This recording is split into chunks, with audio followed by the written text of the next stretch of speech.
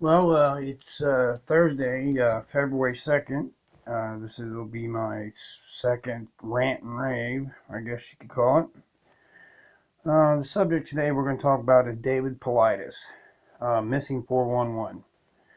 He has 5 books out now and seems to be just exploding all over the web on these disappearances. And I'd like to just give my view about it. When he first started, he talked about the missing people in the national parks, and a lot of them seem to be younger children. Um, Majority of them being little boys, and now he seems to be going towards urban missing people, and these are young men in college, most of them in their prime. Best of the best type. You know, Real fit guys, very smart, and a lot of them are ending up in rivers when they find them. And like he had said, they'll be missing for, let's just say, I don't know, 20 days. But when they go to when they bring them in, they do a autopsy on them. They find out that they've only been in the water for just a couple of days. So where have they been in those, you know, days of missing that they weren't in the water? They're obviously somewhere. And he makes a point of them not, not saying what's the contents in their stomach. I would like to know what the contents of their stomach is also. I think that's a big one. Because obviously, I don't know if they're being fed, given water or what. But back to the beginning of the children that are coming up missing in the forests in these national parks, like Yellowstone being one of the hot spots.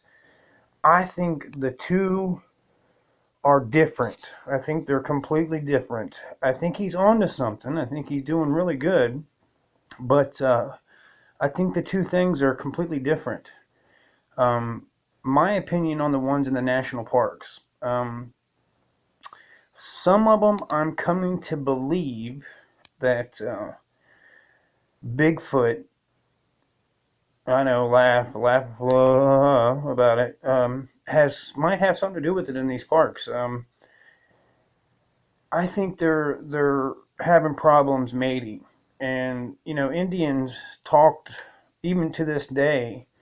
Talk about how these Bigfoots would or Sasquatch they want to call them would snatch up women and children. And I think it's because they're so closely related to us that they're attracted to our women. And the children, I think, might be possibly from female Bigfoots wanting a baby. Maybe they can't find a mate or they're unable to have a baby for some reason of some sorts or something like that. And they're snatching these little kids up for some reason. And he makes a point of bright colors. These kids are wearing bright colors and their shoes are being taken off. I think that's a big one too, the shoes. I think these female Bigfoots are taking the shoes off because, in their eyes, and the clothes, they're saying the clothes are being taken off most of the time. I think they're taking them off because they feel as if they're not meant to be on there. So they take them off the child. And they say that these children are being found, miles and miles away over mountains and through rivers and all that stuff. It's because they're being carried. And I think these female Bigfoots, possibly males, maybe to take it back to their female, once they find out that they're unable to take care of the child, the child, won't stop crying and screaming, maybe, or something like that. I don't think they purposely hurt them. Um, they find that being out in the weather, they're being exposed to the weather and they're dying from it. And once they die, I feel as if they're taking them back. He says they're being found where they were on trails that people have searched, several times over and over and over, and they're purposely being put where they can be found. Um, and they're it, you know that's what it comes to mind to me is, Sasquatch doing this kind of stuff to these children. There's cases you can look up that where women have been taken and end up missing, and where there was a couple of them that had been found and they had been raped. And I think that's possibly, younger, adolescent Bigfoots trying to find a mate are doing that to the women. Now, the males that are coming up missing in the woods in these national parks, like hunters, for example, there was a case where a guy had gone out hunting and he was when they came to his campsite, they had found his gun and the gun was bent in half. They're taking these males as a threat and they're killing the males. Um, I feel that's another big point in these national parks. Now, when we come to these cases of the urban cases of these college kids coming up missing, I think that's completely different. And they're being found in water for some reason. And like David said, that you can tell a lot about how somebody died by the way the body starts to decay from in the water, and you can tell how long they've been in there and everything. And some of these bodies are being found with these flies that accumulate around the groin area. So that means that they have died on land and then are being put in the water. I'm still, on the fence about this one with the urban cases about people coming up missing because they're in the middle of the cities. Obviously, Bigfoot isn't going out and having drinks.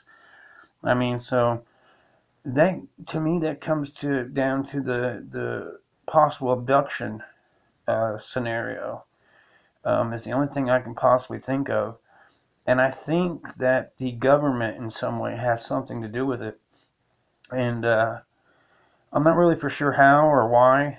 The reasoning. They're obviously picking a certain type. He said German descent mainly. There's a reason for that, and Hitler, I believe, as horrible as he uh, was a reason why he wanted, you know, white, blonde, blue-eyed people, and he was purposely breeding people like cats and dogs, like we do today, for a reason. And it seems to be that these people are being abducted from German descent, and they're fit, they're smart, So I believe it's all coming together, and eventually we will figure this out. And at least David will, I guarantee it. He's absolutely amazing. He's really got all the resources to do this. But watch his interviews and listen to him, and some of these cases will really freak you out, man, big time. And see what kind of opinion you can come up with. Um, like I said, I think they're completely two different, separate. I think they're completely separate from each other. The national park disappearances and the urban disappearances, completely different. Um, so, and people say, oh, Bigfoot ain't real, blah, blah, blah. We'll go back to the Patterson film and Gimlin. Um, that was in '67. We all know that they were out trying to make a Bigfoot film. That's what the reason they were out there. And I think it was all just by chance that they had come across Patty, as they call her. But do you really think they had the money in '67 to come up with a Bigfoot outfit like that? Why would they make it female and give it breasts? And if you pay attention, uh, there's several professionals that know silverback gorillas very well, and they talk about how the difference in their hair length, like on their backs, from their back to their thighs and legs, are different. I mean, do you really think in '67 that Patterson and Gimlin really knew about silverbacks as that well to make the length on that bodysuit like that? And look at the close up on the videos of the leg. She was obviously injured at some point. There is a bulge that sticks out on her right leg that's closest to the camera when she's walking, and she puts weight on it. It sticks out, and a lot of runners, like Olympic runners, get this today, and they have to have surgery to fix it. And the one on Patty, it comes out, it looks like a salt ball, basically coming out of her leg. Do you really think these guys, were able to come up with a suit like that? Come on, guys. That's a lot of bull. I mean, that's got to be the most and best video of a Bigfoot that's out there still to this day. I mean, it's absolutely amazing. I mean, you can actually see muscle structure, bone structure, and also once you go outside or go to a park or something like that, get on a trail and bend your knees, all right, and follow just like Patty did, and the same distance and the same time period.